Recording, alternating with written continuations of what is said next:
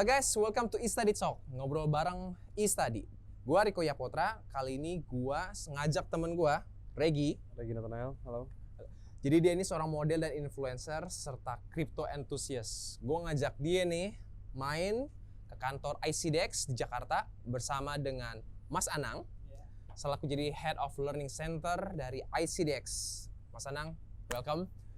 Jadi gini guys, jadi maksud gue datang ke sini itu ngebawa temen gue, karena temen gue ini kan seorang crypto enthusiast dan juga lu sempat trading robot kan? Yes, sempat trading robot juga. Kadang sekarang ini tuh sering menanyakan soal legalitas, kemudian juga apalagi kan banyak berita mengenai investasi bodong. Jadi maksud gue untuk langsung bertanya pada sumbernya yang terpercaya Mas Anang. Mungkin teman-teman semua yang mungkin agak bingung dengan ICDX sendiri, mungkin Mas Anang bisa ngebantu ngejelasin ICDX itu apa, fungsinya, kerjanya apa. Silakan Mas Anang. Oke, thank you Riko dan teman-teman semuanya. Jadi kalau kita bicara ICDX itu secara sederhana, ICDX itu bursa. Bursa itu pasar. Jadi kita itu adalah otoritas penyelenggara pasar yang disetujui oleh pemerintah untuk menyelenggarakan perdagangan atas yang disebut dengan komoditi dan derivatif. Gitu ya. Kalau tadi sempat kan di awal kita ngomongin kripto, kebetulan sejak 2 tahun yang lalu aset digital kripto itu sudah masuk ke dalam ke dalam ranah komoditi, sehingga masuk ke dalam ranah pengaturan dan transaksinya di masa depan diharapkan ada di bursa komoditi, gitu ya. Itu sih. Jadi kalau teman-teman ngebayangin bursa mungkin ya kayak bursa efek. Hanya bedanya adalah kalau kita di bursa efek kan efek yang diperdagangkan. Kalau di sini yang diperdagangkan adalah instrumen derivatif dan komoditinya. Tapi overall sih sama. Oke, jadi gini guys, kesimpulan ICDX ini fokusnya itu ke komoditi dan derivatif. Iya. Sedangkan memang satu lagi bursa ya, bursa untuk pasar modal itu BI, yaitu different. Jadi kan itu kan fokusnya ke pasar modal ya kan, gitu. Jadi kalau ICDX itu sendiri. Nah Gi, dari sisi lu sendiri, lu kan trading robot, kemudian kripto sendiri. Yes. Ada nggak yang hal yang pengen lu tanyain deh langsung? Lebih tepatnya ke arah karena saya sendiri belum terlalu paham. Mungkin kalau misalnya dari bursa gini ada untuk izin resmi dan kawan-kawannya sih yang saya masih bener-bener nggak tahu gitu. Mana yang Jadi robot trading misalnya, sendiri maksudnya? Misalnya robot sendiri peresmiannya ada nggak izin-izinnya atau apa-apanya. Nah itu kadang yang kita nggak tahu. Jadi kadang kita cuma ngikutin dari mouth to mouth. Terus kita pada akhirnya ada beberapa saya sempet loss juga karena ada waktu itu mungkin hitungannya orang bilang robotnya scam or something karena Indian ya kita tuh nggak bisa nge-WD karena gara nyangkut lah istilahnya gitu. Nah Jadi ini ketipunya penting. banyak gitu. Itu salah satunya sih. Paling mau nanya tentang izin-izin gitu. Jadi gue langsung nih kok. Iya, langsung aja. Jadi gini, kalau bicara tentang tentang legal nggak legal, memang pada akhirnya dampaknya itu seperti tadi yang diceritakan ya sama Regi. Jadi memang kenapa penting kemudian sebelum kita berinvestasi terhadap apapun gitu, kita mesti melihat atau mempelajari terlebih dahulu dari sisi aspek legalitasnya. Kenapa? Jadi ketika ada urusan di belakang hari gampang. Solve-nya itu gampang gitu. Nah, terkait dengan perdagangan komoditi derivatif itu ada yang disebut dengan Bapepti. Oke. Sebagai otoritas pengawas. Jadi semua izin yang terkait dengan legalitas itu keluarnya dari instansi tersebut. Nah, Bapepti itu adalah unit eselon 1 di bawah Kementerian Perdagangan. Regulatornya kan? Regulatornya. Oke. Ya. Jadi regulatornya. Jadi dia yang menerbitkan izin. Izin atas apa? Jadi kalau kita bicara tentang izin atau legalitas itu ada beberapa hal. Yang pertama adalah entitasnya, perusahaannya. Dia harus memiliki izin ketika beroperasi di Indonesia. Apalagi terkait dengan transaksi komoditi dan derivatif, maka dia harus mengantongi izin dari Bapepti. Nah, kemudian yang kedua adalah pelakunya. Pelakunya itu dalam hal ini adalah profesional yang bekerja di perusahaan tersebut. Dia yang menawarkan, dia yang mengedukasi dan lain sebagainya. Itu juga wajib memiliki sertifikasi atau legalitas izin dari Bapepti. Kemudian yang ketiga bukan cuma perusahaannya, bukan sekedar orangnya juga, tapi yang ketiga juga produknya. Jadi produk atau instrumen derivatif itu juga harus mendapatkan izin persetujuan dari Bapepti. Memang kami sebagai otoritas penyelenggara pasar di Bursa Komoditi Derivatif Indonesia atau yang lebih teman-teman kenal sebagai ICDX. Sebenarnya ICDX kan Indonesia Commodity Derivative Exchange gitu ya. Kalau nama di nama di otoritas atau misalnya di lembaga kementerian kita dikenalnya BKDI, Bursa Komoditi Derivatif Indonesia. Jadi kalau di bursa sendiri sebagai otoritas penyelenggara pasar dia berhak memang mendesain produk, mengeluarkan produk untuk bisa ditransaksikan oleh orang yang pengen bertransaksi komoditi dan derivatif.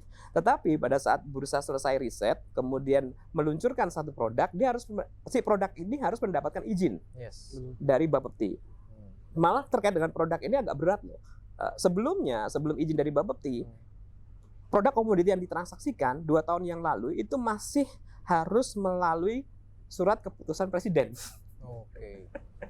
Sebelumnya, jadi mengenai komoditi apa saja yang boleh ditransaksikan di ranah perdagangan berjangka komoditi. Itu masih dengan keputusan presiden Kepres sampai 3 tahun yang lalu. Hanya kemudian kan ya dunia semakin berkembang harus semakin cepat dan lain sebagainya gitu ya. Akhirnya sekarang cukup dengan keputusan kepala Bapepti. Jadi bursa kalau mau mendevelop satu produk, instrumen dan lain sebagainya sebelum dilempar ke anggota bursa, dan anggota bursa dalam hal ini adalah pialang berjangka menyampaikan ke calon nasabahnya gitu. Kita harus si produk itu harus mendapatkan persetujuan dulu dari Bapepti. Nah, sekarang kan pertanyaan begini, bagaimana mengetahui itu semua legal? Yes. Nah, sekarang gampang, Regi. Tinggal, ini yang kadang-kadang gampang tapi agak sedikit males sih. Saya nggak tahu kalau Regi termasuk melakukan riset itu nggak di awalnya gitu. Gampangnya kenapa? Karena semua informasi sekarang sudah disampaikan di online, di website. Ya, Di websitenya udah Ah, dicek. Oke. Jadi tinggal dicek saja di website bapepti.go.id. Jadi tergantung mau ngecek apa, izin perusahaan maupun izin profesional masuk ke pelaku pasar. Oke. Jadi ada di situsnya dia itu ada pelaku pasar. Kemudian mau mengenai produk, masuk di sana terkait dengan produk atau instrumen yang sudah terlist untuk bisa ditransaksikan.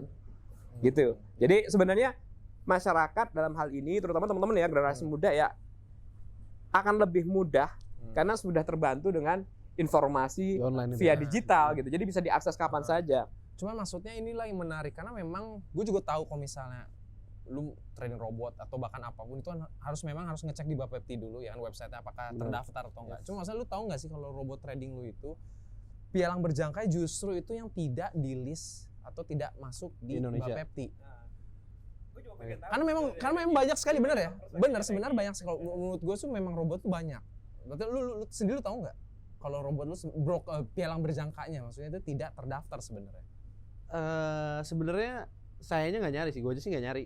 Itu dia yang salahnya. Cuman gara-gara mungkin dari ngobrol antara temen dan bisa jalan, ya kita pikir dari orang yang nawarinnya kita percaya karena masih teman sendiri. But in the end of the day ketika udah nyangkut teman-teman udah angkat tangan semua. Itu sih yang jadi. Tapi kalau menurut Mas Anang sendiri maksudnya kan memang ini terjadi gitu. Which is orang Indonesia tuh lucunya adalah ketika ngelihat cuan yang gede. Iya, bukan takutnya bukan ya gitu maksudnya tergiur, tapi maksudnya jelas hal something yang jelas sekali bahwa pialang berjangkanya itu nggak terdaftar atau bisa dibilang ilegal, tapi tetap aja. Dan akhirnya lucunya setelah mereka kehilangan duit baru marah-marah sendiri. Ya, ini sebenarnya juga apa ya? Di salah satu sisi sebenarnya yang paling krusial peran pemerintah sih. Peran pemerintah dan peran otoritas terkait. Karena kalau kita sebut masyarakat itu kan sifat mereka sebagai konsumen, mereka hanya menyerap informasi. Maka tentu dalam hal ini kita dalam hal ini misalkan Bapepti ya, Kementerian Perdagangan sebagai pemerintah, regulatornya, kami atau saya yang di bursa gitu ya, sebagai otoritas penyelenggara pasarnya, mungkin kawan-kawan ya anggota bursa, pialang anggota bursa, itu sebenarnya secara bersama-sama seluruh instansi kelembagaan stakeholder itu memiliki tanggung jawab untuk melakukan literasi sebenarnya. Kenapa? Gini teman-teman, mungkin Regi yang sudah terjun ya, mungkin bisa merasakan bahwa informasi atau literasi yang bisa didapatkan itu kalau dibandingkan dengan akses yang bisa yang bisa dimiliki oleh semua orang terhadap satu instrumen finansial apapun, termasuk dalam hal ini derivatif, itu kan gapnya sangat tinggi, ya kan? Aksesnya gampang, buka Google, tek langsung ketemu penawaran segala macam, dijanjikan dengan proses pembukaan rekening yang sangat mudah dan lain sebagainya, gitu kan. Kemudian ada iklan-iklan bagaimana orang bisa untung cepat, apa segala macam. Nah itu juga tuh yang lagi ramai. Iya juga kan? Nah, Itu kan sangat mudah diakses. Bahkan nggak sengaja pun kita lagi ngerjain sesuatu, tiba-tiba muncul nongol iklan seperti itu. Sangat mudah. Nah sebaliknya, ketika kita menekuni hal itu kan butuh knowledge sebenarnya.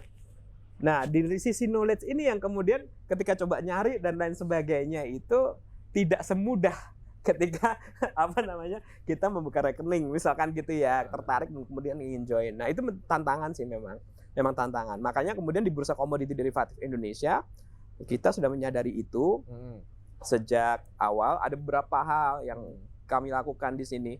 Yang pertama, sejak 2018 ICDX Bursa Komoditi Derivatif Indonesia itu punya unit khusus yang bertanggung jawab atas literasi, baik secara internal, kan banyak juga orang yang di stakeholder industri juga secara knowledge harus terus di-upgrade masyarakat secara luas gitu. Melalui melalui unit saya ICDX Academy gitu kan. Nah kemudian nggak cuma itu, kadang dulu kan mungkin kalau sekarang lagi kemarin lihat gitu, buka rekening cuman segini perak doang gitu, artinya nggak terlalu mahal modalnya gitu. Itu kan mempermudah akses ya. Ada minimal berapa USD yang angkanya nggak tinggi. Iya, yang angkanya nggak tinggi gitu, sehingga accessible. Nah itu juga sebabnya kalau dulu di bursa komoditi itu identik dengan kontrak-kontrak yang butuh duit banyak. Starting pointnya cukup tinggi ya dananya. Starting pointnya modal awalnya itu cukup tinggi. Nah selain dengan unit literasi ini, kita juga mulai mengintroduksi, meng-create sebagai bursa produk-produk yang lebih accessible. Artinya dalam konteks modalnya lebih kecil. Kalau modal lebih kecil kan memang kalau kita berharap keuntungan ya mudah. Bisnis yang modalnya segitu ya untungnya segitu ya, mengikuti lah. Tetapi paling tidak dari sisi aspek resikonya bagi pemula itu juga lebih kecil juga gitu ya. Mungkin itu ya. Jadi menurut lu gimana dari seorang trading robot setelah mendengar penjelasannya? Harus belajar lagi kan. Berhati-hati, melakukan research lagi. Research yang penting. Ya, itu yang soalnya penting. kadang mau nggak mau kita sebagai manusia kalau udah ngelihat tawaran keuntungan kayak pengen nyoba gitu, cuman begitu udah kecemplung dan nggak bisa balik lagi dananya baru tuh mulai. Tapi maksudnya sejauh ini so far nggak fun-fun aja? Kalau di withdraw atau ada?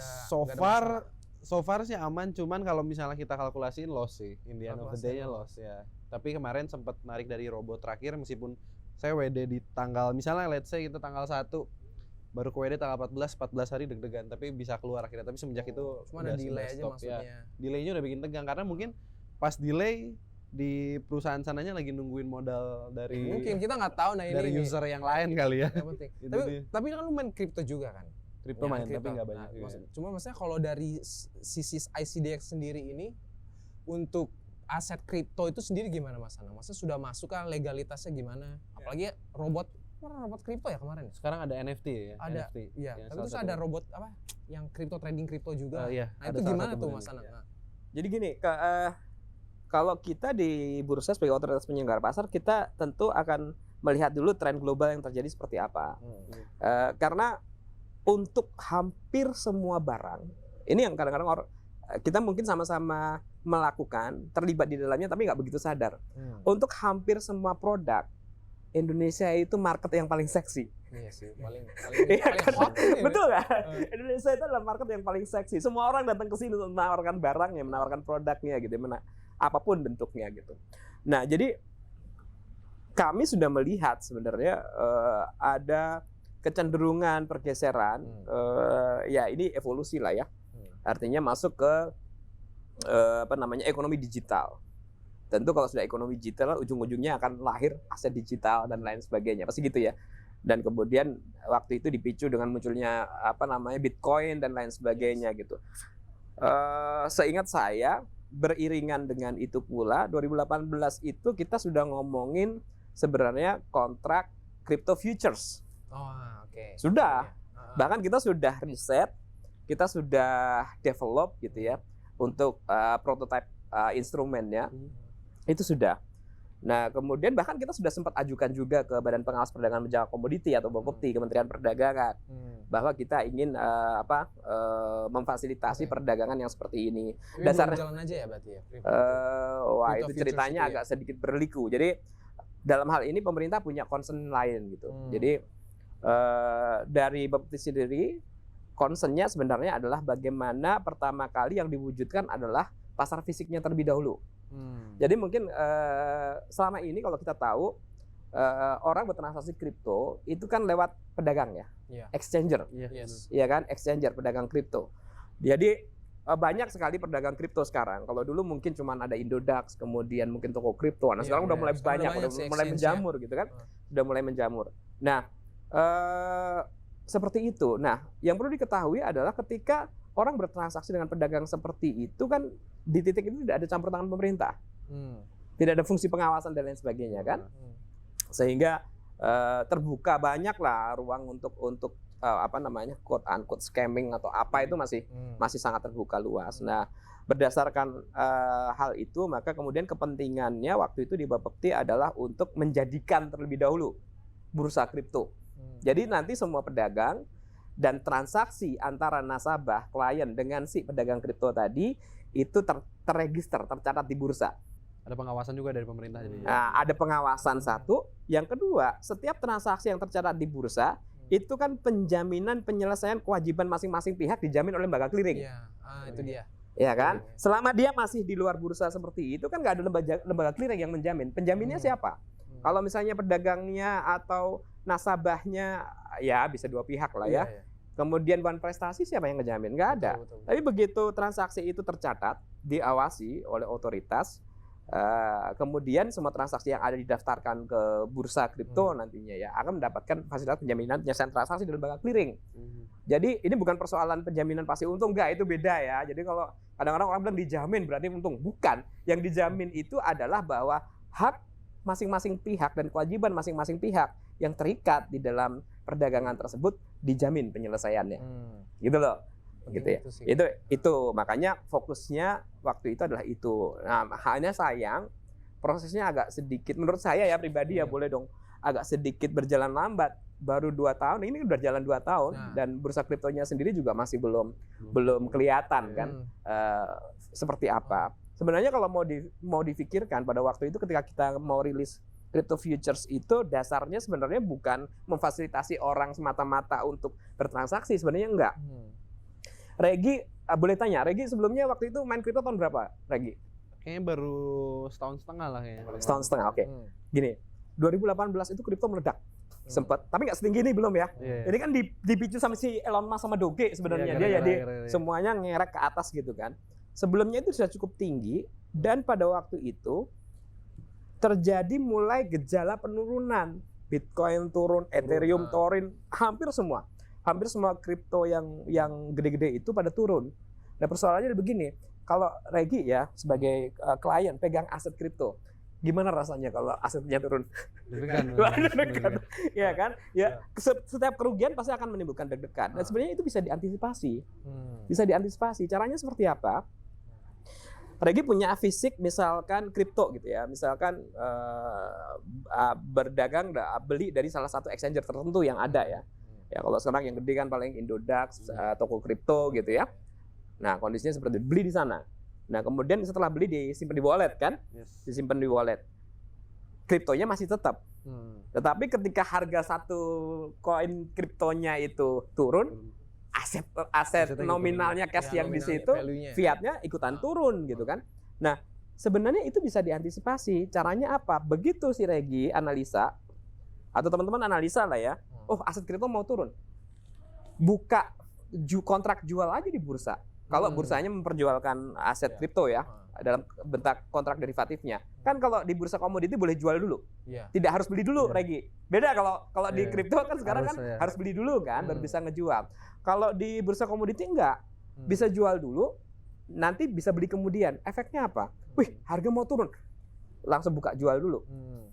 Maka kriptonya turun, harga kontrak berjangkanya turun.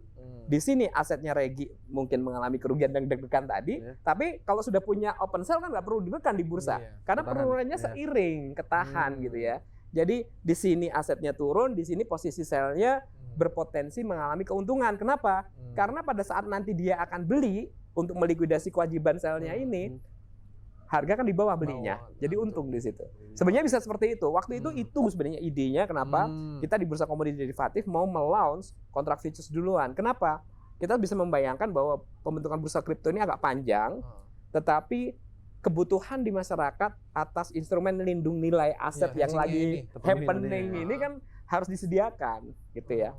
Nah ya kita masih berupaya sampai sekarang supaya kita bisa juga mungkin di masa depan gitu ya bisa memfasilitasi perdagangan aset kripto khususnya yang dari sisi derivatifnya. Tujuannya untuk apa? Untuk lindung nilai. Jadi ketika teman-teman memiliki aset kripto di salah satu exchanger tertentu dan lain sebagainya, ketika harga asetnya turun tidak perlu khawatir.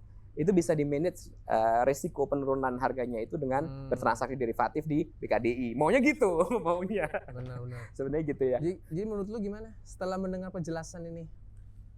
Lumayan Dari trading kripto dan itu belajar banyak. Lumayan ngerti di bagian accessingnya kali ya. Terus apalagi langsung diajarinnya sama Pak Anang yang udah masternya kali ya sini. Jadi setidaknya ke depannya bisa lebih belajar terus bisa nanya-nanya juga. Apalagi sekarang Istadi juga lagi mengajari hal yang sama kali ya. Nah, bagus apalagi semakin banyak entitas yang melakukan literasi itu akan semakin mempercepat menyempitnya gap. Soalnya masih banyak anak-anak muda seperti gue yang buta kali ya. Dalam artian buta tuh kayak tahu tapi nggak mau lihat. Kayak mungkin hadir di sini mungkin sebagai awareness yang bisa kita sebarkan sama orang-orang yang seperti gue kali ya.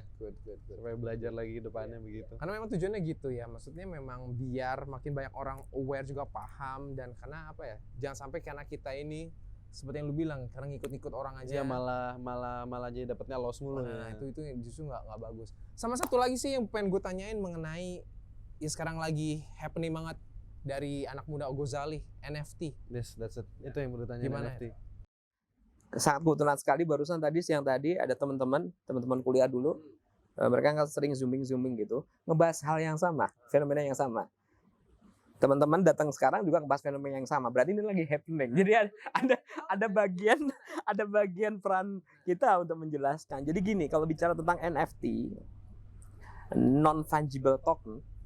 Jadi NFT itu kan begini sebenarnya ide dasarnya adalah bagaimana kemudian karya, terutama hal ini spesifik yang dalam bentuk digital, itu bisa bisa ibaratnya very private lah. Jadi kalau bicara tentang sebuah karya, sebuah aset punya value itu kan kadang-kadang banyak keinginan orang untuk kemudian ikut memanfaatkan, gitu kan, atau quote unquote ngebajak lah dan lain sebagainya gitu.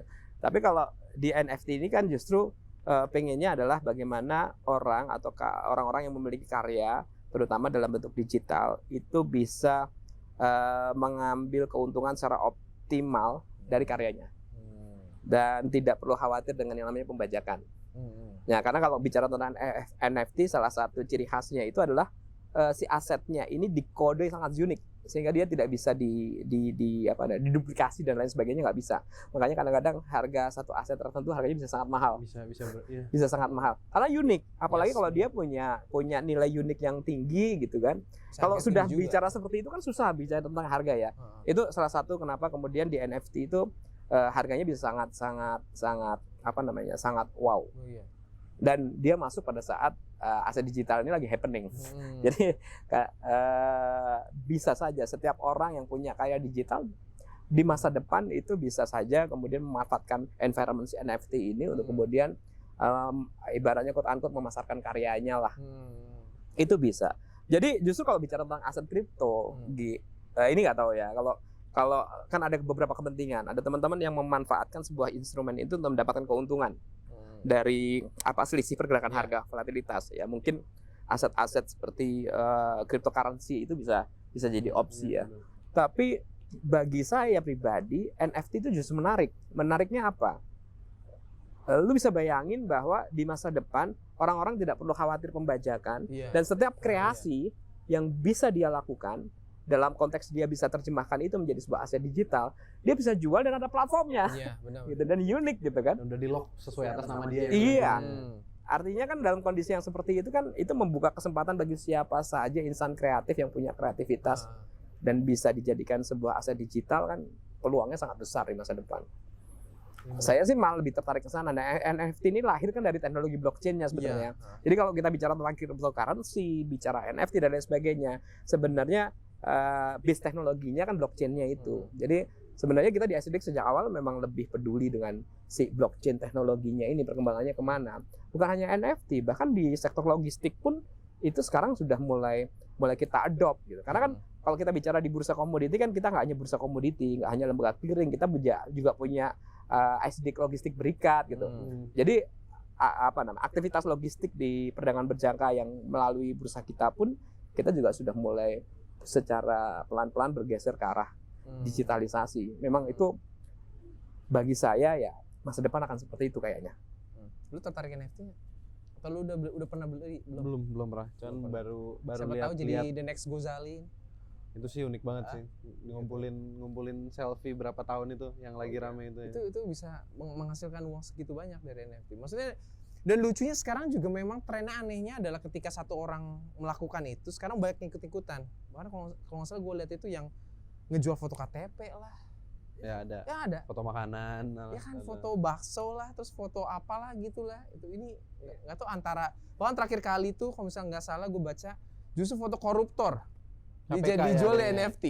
KPK udah pernah dengar nggak? Itu kalau menurut nggak tahu itu ide bagus atau apa. Kayak gini kadang-kadang gini, kalau misalnya kita kembali ke zaman dulu ya, sebelum ada NFT, sebelum ada blockchain, sebelum ada aset digital seperti ini. Kalau kita bicara tentang kolektor, salah satu tantangan seorang kolektor adalah bagaimana dia mencari barangnya. Belusuan kemana-mana sehingga cari barang. Masalahnya yang dicari itu bukan barang yang sifatnya common atau mass production atau apa gitu ya. Enggak, barang unik ya. Kalau namanya kolektor kan yang dikoleksi adalah barang yang unik. Gitu. Nah, dengan munculnya teknologi blockchain yang kemudian melahirkan NFT ini, itu jadi terfasilitasi. Platformnya ada jelas. Platformnya ada jelas. Jadi tinggal bagaimana dia bisa si insan kreatif ini ya, yang produksi asetnya, dia bisa bisa memikirkan atau memahami bahwa asetnya dia memiliki nilai. Mungkin ada orang-orang yang tertarik, dia pasarin lah via NFT. Maka kan yang namanya kolektor kan susah ya, berpikirnya bukan common sense ya, artinya ya kayak foto koruptor apa sih, emang lu disuruh beli koruptor sekian mahal mau gitu kan, tapi ada yang mau, ada yang mau, foto selfie, ya, misalnya kayak case-nya Gojali, foto selfie, gue disuruh beli foto selfie, nawar segitu banyak, ya sayang ya, kalau gue, tapi jangan salah, ada orang yang mau loh bayar mahal untuk itu, cuman kita nggak ngerti. Nah kalau nggak ada NFT kan susah, tapi kalau NFT kan kita tinggal pampangin doang gitu. Orang iseng-iseng searching, nggak taunya ketemu orang mau beli, bisa jadi. Belum lagi kan itu sifatnya bisa dikembangkan sampai pada titik lelang. Artinya mungkin yang ngebid pertama kali orangnya baru segini harganya, memancing penawaran yang lain dan lain sebagainya. Bicara ekonomi kan bicara supply demand, man. Artinya ada barang, ada penawaran, terlihatan menarik, orang melihat bahwa barang ini akan lebih menarik lagi, dia beli lagi, ya itulah bagaimana harga sebuah produk, value sebuah produk dibangun kan begitu. Gitu sih kalau gue bilang sih. Ya, ke depan akan sangat tak terbatas opsinya. Makin banyak menarik ini sebenarnya, makin ini ya.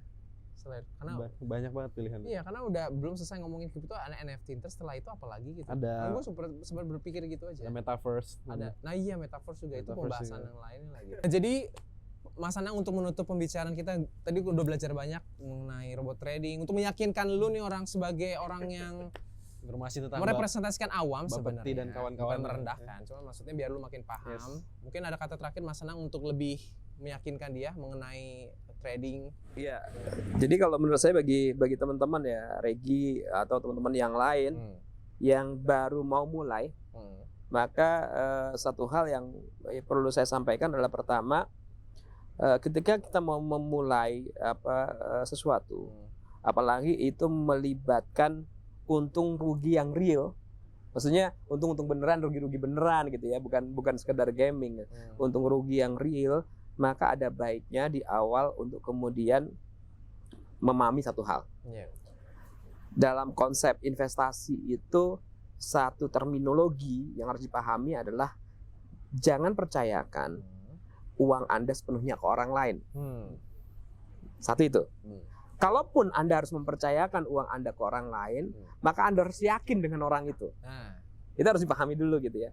Jadi dalam konteks itu nyambung dengan prinsip legalitas tadi. Yes. Jadi kenali legalitas dari sisi perusahaannya, kenali legalitas dari sisi apa namanya yang nawarin, yang ngajak ngomong Anda siapa, apakah dia punya lisensi profesional atau enggak gitu. Kemudian kenali dari sisi legalitas produknya. Nah, kemudian tadi Regi sempat ngomong masalah robot trading kan. Robot trading itu kan sebenarnya proses otomatisasi. Artinya yang ngebikin robot itu mencoba menuangkan gitu ya idenya dia tentang trading itu ke dalam sebuah algoritma matematis sehingga dia bisa mengeksekusi secara otomatis buy sell. Misalkan gitu ya, bisa digunakan untuk apa saja, mau stok, mau kripto, mau apa itu bisa. Masalahnya adalah ketika Anda ambil satu robot, tahu nggak robot itu bagaimana bekerjanya? Iya. Ya, itu kan itu kan tahu. harus kenal dulu gitu. Nah, Harus tahu kenal nggak dulu. namanya? Itu yang pertama. Tahu nggak gitu robotnya? Kenapa dia buy, kenapa dia sell gitu kan? Yang kedua adalah kalaupun kita nggak bisa tahu secara keseluruhan, karena kan ibaratnya beri kucing dalam karung. Atau kalau saya bilang robot itu bukan cuma saya bilang sih sebenarnya sih. Di dalam literatur text trading itu disebut black box. Black box itu artinya kotak hitam yang nggak tahu isinya apa. Jadi kita bisa mendekatinya dengan lihat performanya kayak apa dan lain sebagainya. Nah, kalau dari sisi performa yakin, satu hal lagi terakhir yang perlu diyakini, Anda harus punya kontrol penuh terhadap si robot itu. Jadi robot itu harus ada di bawah kendali kita gitu. Takutnya ngelakuin gerakan sendiri lagi nanti. Iya, takutnya tiba-tiba dia bayar saya sendiri yang kita nggak bisa kontrol, lah kan susah. Itu sih sebenarnya. Jadi prinsipnya adalah jangan percayakan aset Anda sepenuhnya ke orang lain. Kalau Anda mau percaya sama orang, maka pastikan kredibilitas si orang ini. Gitu. Itu aja sih. Itu hukum sederhana. Mau investasi dimanapun, bisnis apapun ya pasti begitulah. Iya. Jadi pada dasarnya balik lagi kesimpulan, benar ini kita belajar banyak. Ya. Banyak. Biar lo tahu maksudnya kita jangan mudah percaya, lakukan research sendiri, ya kan jangan ikut-ikutan. Pokoknya harus tahu legalitas segala macam. Karena sekarang ini penting bro, legalitas. Alright, terakhir mungkin ada pertanyaan lagi? Nggak ada? Mungkin dari Ya. lu. Sudah terlalu Ekspektasi Regi kali. Hah? Ekspektasi Regi sebagai masyarakat, mewakili masyarakat gitu ya. Yang terutama yang pemula, yang pengen juga ikut-ikutan investasi dan bisa mendapatkan sesuatu lah ya dari situ. Kalau harapannya apa sih ekspektasinya? Sebenarnya sih kalau ngelihat dari apa yang gue jalanin sekarang tuh sebenarnya pengennya dapat keuntungan sih, pengennya dapat untung tapi kita nggak akan ngejar untung. Soalnya robot tuh nawarinnya bisa sampai let's say 1% per day, itu kayak wow gede banget gitu. Sebenarnya yang gue pengen sih kayak keuntungan boleh tapi nggak terlalu tinggi nggak apa-apa, tapi cari risknya slow mungkin dan pengen nyarinya yang bisa sustainable gitu loh. Soalnya kadang kan kita investasi baru bentar kena lagi misalnya kalau yang bodongnya. Nah kita mungkin carinya, apalagi kalau misalnya tadi Pak Anang bilang tentang kalau ada pihak yang bisa ngejamin termasuk dari pemerintah, Bapepti. Nah kita mungkin lebih nyari rasa aman dan sustainable-nya sih. Harapannya sih seperti itu. Ya balik lagi, plus juga balik lagi legalitasnya juga. Itu dia pentingnya. Memang isunya pertama kali di legalitas sih. Gitu. Alright guys, gue rasa itu banget. Terima kasih Pak Anam selaku Sama-sama, perwakilan teman-teman. dari CDX dan teman gue si ganteng ini model dan ini. Alright guys, itulah akhir dari Study Talk bareng ICDX. Kita ketemu lagi di episode berikutnya. Thank you so much semuanya, bye-bye. Gimana Gi? Break. Hari ini kita ngobrol sama siapa aja? Gimana menurut lo? Gimana kesan-kesannya? Kesan-kesan lu gimana? Seneng-senengnya setidaknya seperti kita tahu sendiri, gue bukan orang yang pinter di bidang, bukan pinter tahu aja enggak gitu. Setidaknya bisa belajar lah, karena berapa kali gue mulai belajar crypto, or you can call it robot lah. Tapi sekarang begitu gue belajar, gue tahu kayak ada hubungannya sama OJK, sama Bapepti. Dan supaya belajar ke depannya lah, kalau pengen investasi harus yang resmi-resmi deh, dibanding bodong terus nanti nggak cuan, malah close mulu. Gimana Bang Riko? Ya gue seneng aja bisa ngebantu teman gue ini, sama sekalian juga main lagi ke bursa ICDX setelah sekian lama, ketemu teman lama Mas Anang, thank you banget waktunya. Biar semakin banyak, karena gue dari study juga ingin membantu orang juga lah untuk lebih literasi saja lah. mengenai awareness, kesadaran mengenai hal seperti ini ya, legalitas, perizinan resmi mengenai trading derivatif dan sebagainya. Jadi ya, oke lah. Good job, Terima kasih bro. banyak. Thank you. Pokoknya nanti kita terus di study ya. Let's go.